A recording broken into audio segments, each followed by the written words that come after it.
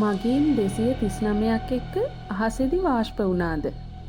MH370 අභිරහසට වසර 12ක්. ඇත්තටම එදා රෑ මොකද වුනේ?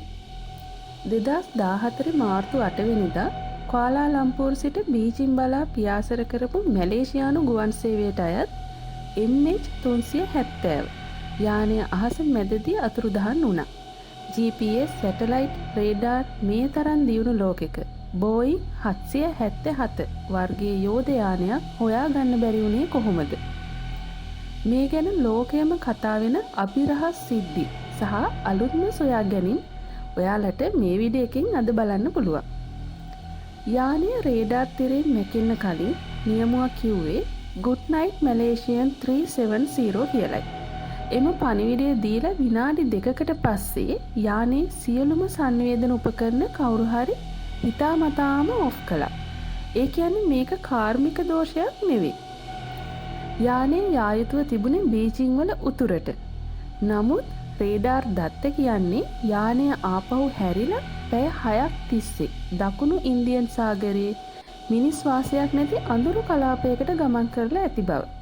මේක නියමුවාගේ සියදිවි නසා ගැනීමක්ද? ප්‍රධාන නියමුවා වන සහාරි අහමද් ෂා ගේ නිවසේ තිබුණ ෆ්ලයිට් සිමියුලේටර් එකේ මේ විදිහටම ගමන් මාර්ගය පුහුණු වුණ බවට සාක්ෂි ලැබිලා තිබුණා. ගොඩක් අය හිතුවේ යානය පැහැරගෙන ගියා හෝ පිටසක්වල ජීවීන් ගත්තා කියලා. නමුත් වසරකට පසු අප්‍රිකාවේ වෙරළට, ඒ කියන්නේ රීයුනියන් අයිලන්ඩ් එකට ගසාගෙන ආපු යානයේ පියාපත් කොටසක් හමු වුණා. ඒකෙන් තහවුරු වුණේ යානය අනිවාර්යයෙන්ම සාගරයට කඩා වැටුණු බව. නමුත් යානයේ ප්‍රධාන කොටස කෝ? වසර 10ක් තිස්සේ හෙව්වට හම්බ වුණේ නෑනේ. දැන් විද්‍යාඥයන් අලුත් ක්‍රමයක් යෝජනා කරනවා. ඒ තමයි WSPR. ඒ කියන්නේ Weak Signal Propagation Reporter.